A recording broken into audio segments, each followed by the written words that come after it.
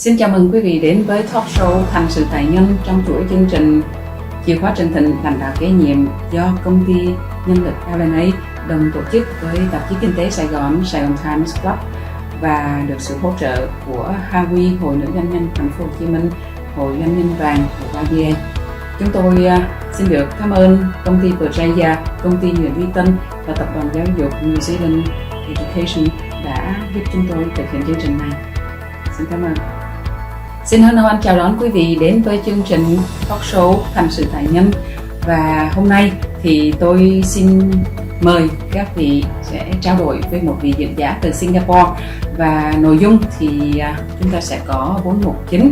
Thứ nhất đó là cách mà anh ấy đã phát triển năng lực lãnh đạo cho bản thân, cũng như là phát triển năng lực lãnh đạo cho đội ngũ kế thừa của mình như thế nào khi mà họ phải làm việc rất là nhiều nơi trên nhiều quốc gia khác nhau. Thứ hai đó là kỹ năng cần cho giới trẻ để họ có thể thành công trong tương lai với hậu dịch và môi trường chuyển đổi số. Điểm thứ ba đó là cách mà gia đình và nhà trường có thể phối kết hợp để có thể phát triển được năng lực lãnh đạo cho thanh niên ngay từ lúc mà họ còn ngồi trên ghế nhà trường. Và cuối cùng là những kỹ năng mà các lãnh đạo doanh nghiệp cần phải phát triển cho bản thân và cho công ty của mình để có thể sống và làm việc một cách hiệu quả trong mùa hậu dịch với môi trường chuyển đổi số, có thể tận dụng được công nghệ thông tin và công nghệ nhân sự. Xin cảm ơn quý vị và bây giờ xin quý vị gặp anh Ben Burrowes. So please meet Mr. Ben Burrowes. Kia ora. Hello. Okay, Ben, so how's the weather like in Singapore at the moment? Very hot. It's always very hot here. I see. And you are still working from home, right? I know. I'm back in the office now, so I'm working here in the New Zealand High Commission in Singapore. So lucky to be back working in the office, out of the home bedroom office. I see. Lucky you. Okay, so let's introduce yourself briefly to the audience so they know what you are doing nowadays during the social distancing and COVID-19. Sure. Yeah. Kia ora. Thank you. My name is Ben Burrowes. I am the Regional Director Asia for Education New Zealand. Education New Zealand is the New Zealand government agency responsible for international education. So I'm born and bred in New Zealand, but have been living and working in Singapore for the last about 12 years. So I'm responsible for a team of 10 colleagues based across Asia who essentially promote New Zealand as a study destination, which has obviously been very challenging during COVID with the limited international travel. But we also focus really heavily on facilitating partnerships for New Zealand in the education space. So that's at both an institution and government level. So we certainly do a lot of work around that in Vietnam. And on the home front, I'm also responsible for another team of 6 others with my wife, Kelly, and 5 young children. Wow, how brave are you? Yeah, brave is one word. Many other words to describe that. Maybe, yeah, but no, it keeps me very busy. Yeah, and it's a lot of work working from home with so many kids around. Yeah, good. Seems that you are working with a team spreading around countries in Asia. Please share with us what are the key problems for you in developing the succeeding leaders among your team? Yeah, sure. I mean, to be honest, it's probably one of my favourite parts, I think, of my job is developing others, and one of my favourite parts of being a leader. I think, to me, the success of your individual team members is a pretty accurate measurement of the job you are doing as a leader. So I think, personally, I think it's really important to firstly identify opportunities for your team members to really stretch themselves. And to take on projects that they wouldn't necessarily manage in their day-to-day jobs. So, throughout my, I think, experience as a leader, I've had no problem with the fact that certain team members have specific skills and attributes that I just don't have. And I think it's important, firstly, to identify those specific skills that they have, and then identifying opportunities for them to put those skills to use. So oftentimes they're not learning more about the skills that they already have, but they learn more about the soft skills required to take on a leadership role. So that encompasses a huge amount. It might be dealing with different personalities, or people who have different ways of working. And it might just simple skills like listening. And I think it's those little skills that go a long way. And it's not often you can actually put them into practice unless you're given, a real world project to lead, and you actually have to put them into action.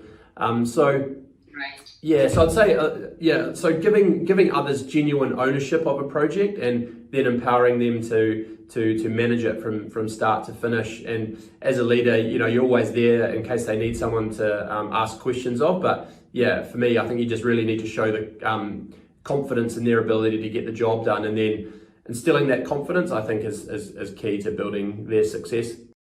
Great. But can you share with us kind of memorable experience in developing your people? Memorable experience. Yeah, look, I think it's, I know it's always difficult to single out specific ones, but I think it just what I mentioned around individual projects. So if someone is working at a country level, for example, so if we're talking about Vietnam, our team there are very busy with their day-to-day work to deliver a work program in Vietnam. But if giving them the opportunity to lead something on a more regional scale, so for example, she won't probably like me naming her by in particular, but Van led a regional event for us in July, which was essentially bringing together a huge number of our markets across different languages and delivering a virtual event, a virtual B2B event. So for me, I take real enjoyment in identifying those opportunities and seeing someone like Van really flourish in that role and then grow as a leader. And like I said, having the exposure to working with different people from different cultures, different personalities, and managing that. And I think that's an example I look back on fondly. Van is awesome. You're very lucky to have her in your team. I am like very her lucky. Very much. Yes.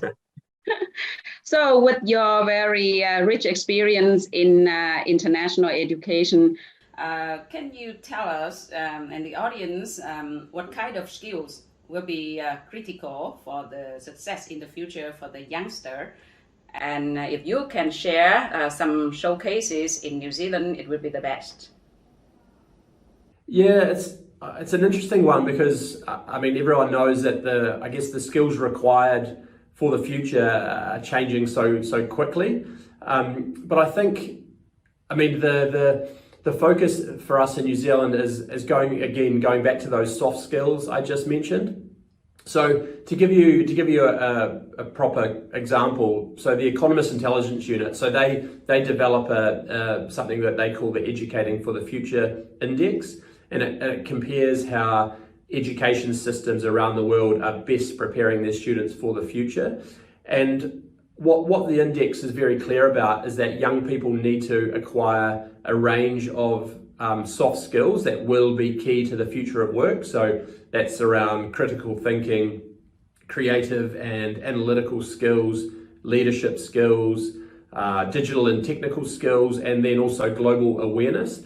And it does say, and the index did report that New Zealand students in New Zealand are among those most likely to acquire these skills, thanks to a whole different combination of policy, assessment frameworks, and also cultural factors in New Zealand. But what those skills also do is they enable someone to continue learning. So we're creating lifelong learners. So as I said, the skills required will continue to change. The workforce will continue to have changing needs. So it's essentially developing graduates who know how to learn and know how to learn on the go, so they can adapt, like I said, to what really is a rapidly evolving workforce. Yes, those skills are very, very cool for the new normal when each person have to work with more tech savvy capability. Look at me now. I'm carrying a lot of things that I've never have a chance to do so technically and administratively. Multitasking, multifunctional. Okay, good. Yeah, and I'm curious about the building and breeding of leadership for the youngster. I believe that leadership need to be built very early in their development, personal development. What kind of support mainstream education have parents and the youngsters in this regard? Yeah, it's a really good question because it's probably a challenging one in this day and age, and this is just my personal opinion. But I mean, from the outset, I think, and New Zealand I think does this well, is encouraging our young kids to think for themselves from a very early age. Of course, they need support, but it's giving them the opportunities to think independently.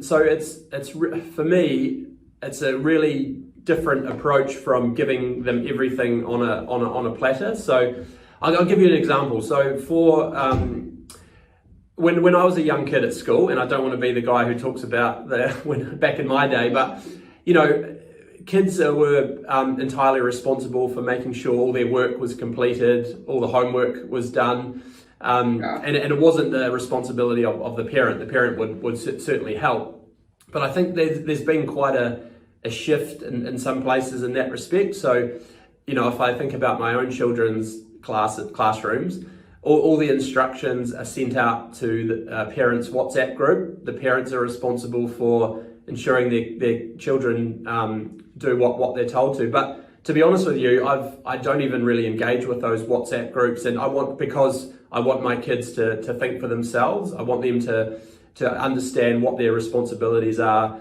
Otherwise, I think, again, we sort of create more of a follower mindset instead of developing true leaders who can think and manage things on their own. So, and I think tied to that, I mean, what we do in New Zealand, our school system, if I focus on our school system, it's really built around an inquiry-based model of teaching. So, like I said, it encourages students to be critical thinkers, problem solvers, so they're not handed everything, they have to work it out themselves. And that also includes a lot of project-based learning, where it provides students with the opportunity to lead a group. And again, like I said, going back to what I said earlier, managing different personalities or different ways of working. So these kids are working in groups, they have given an assignment, or they develop their own assignment, and they have little choice but to think for themselves.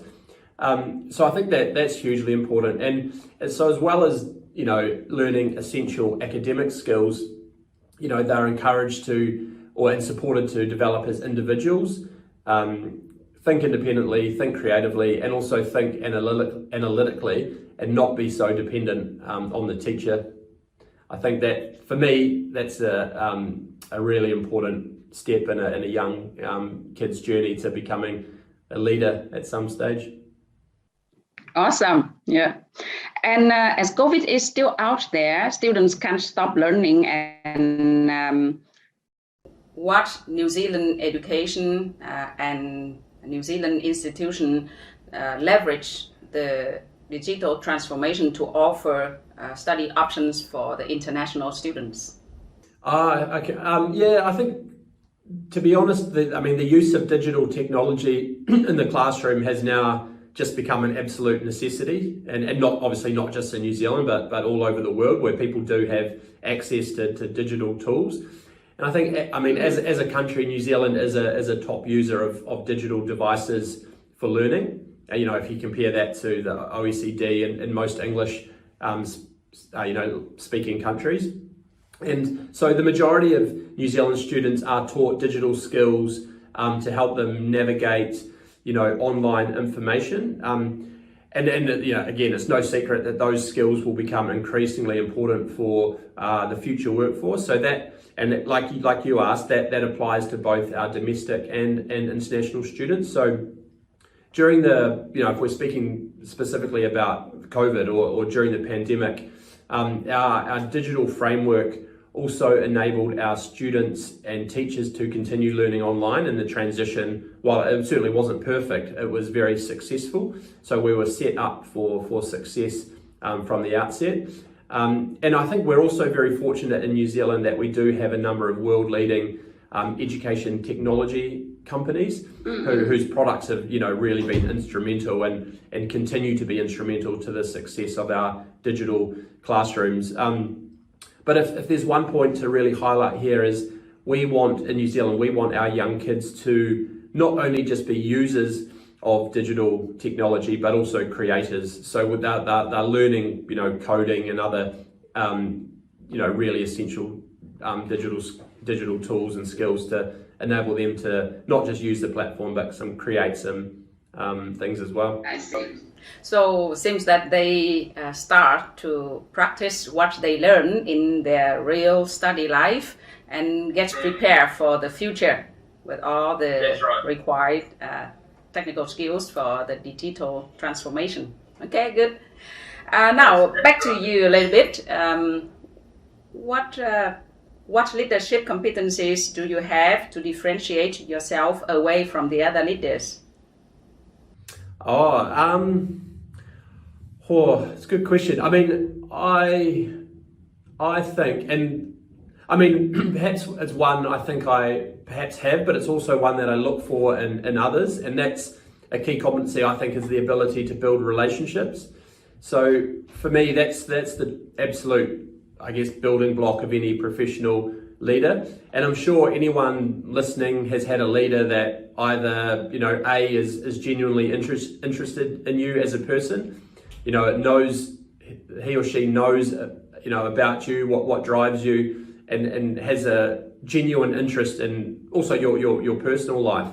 And then I'm sure people have had leaders who show very little interest whatsoever in getting to know you as a person, or invest very little time into learning to what motivates you. So from my own personal experience, I'm much more likely to be motivated by a leader I've built a personal relationship with, and I've taken the time to get to know me as a person.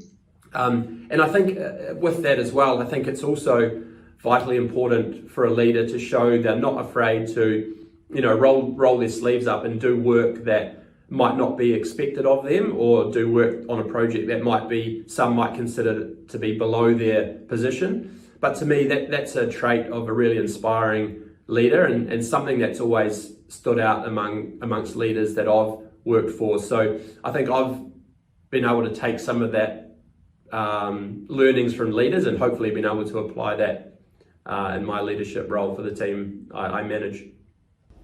Thank you for sharing. Yes. And I think culture will groom the leader, and a leader will frame the culture.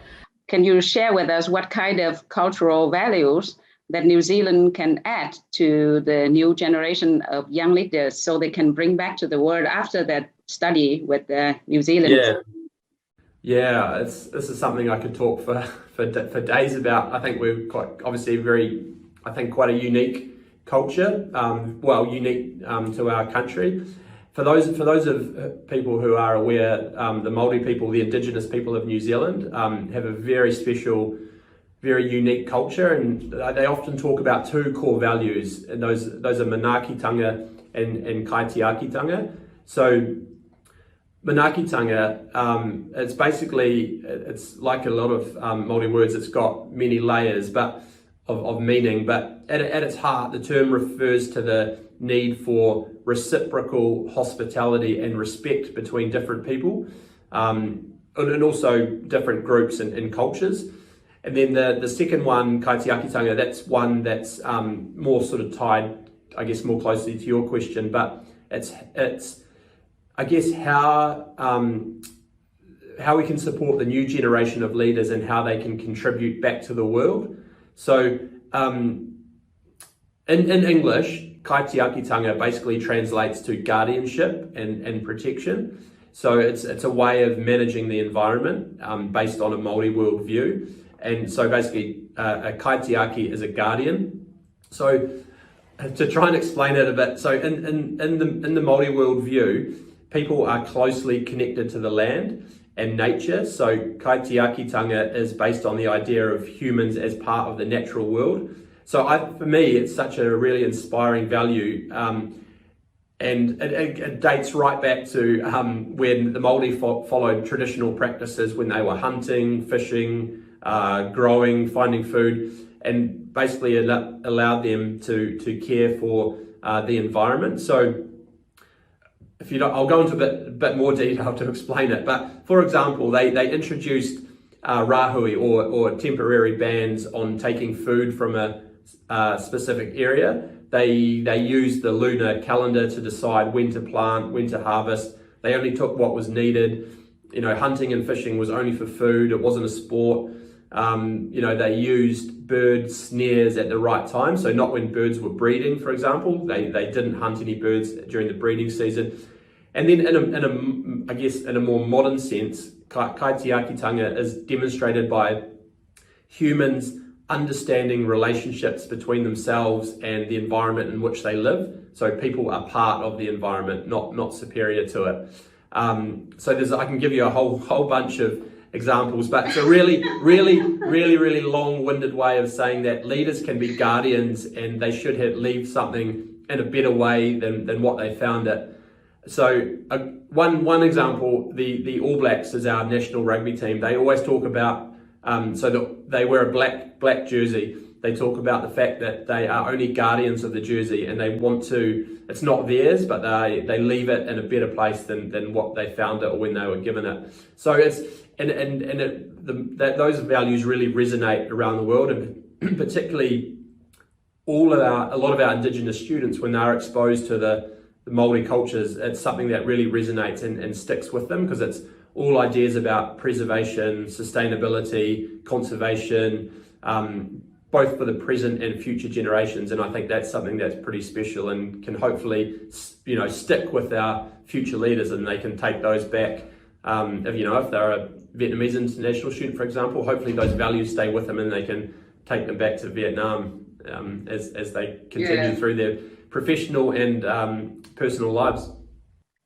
Yeah, caring for the earth and living near the nature is very important for the digital life in the near future, especially for the kids over here. They stick to the screen, and it's a big struggle for families to separate them away from those things.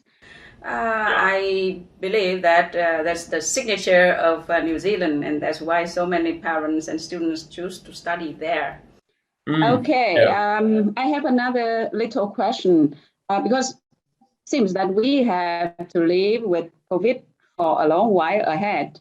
And companies, leaders, people in the company mostly have to engage themselves in either hybrid or work from home style. How companies can develop the skill, or what kind of skill companies need to develop for their leaders to champion the new normal with the digital transformation and working from home? Yeah, really good question, and it's not an easy one to answer. To be honest, I think if I can try and answer it, is again just my own personal question, but it's for leaders. It's employing those. I always keep going back to the soft skills, but they're absolutely crucial. I gave one example earlier around listening, or understanding the challenges that their team members are facing.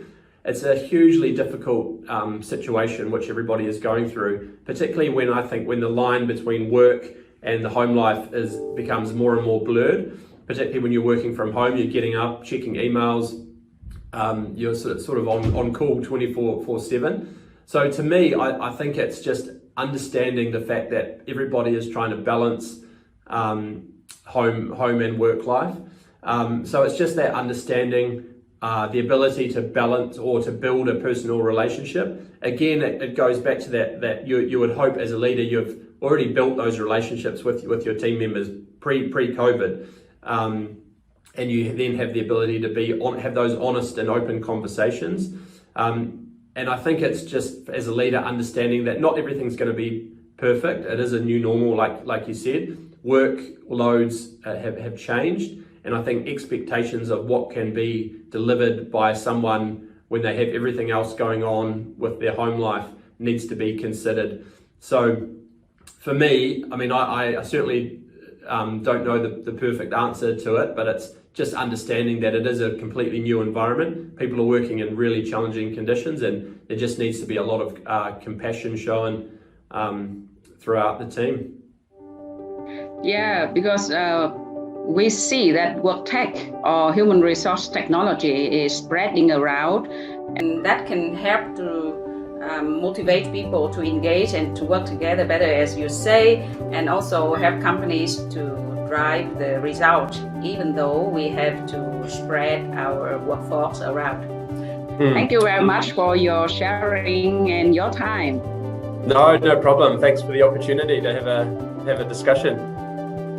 Great, and hope to talk to you or meet you in person soon.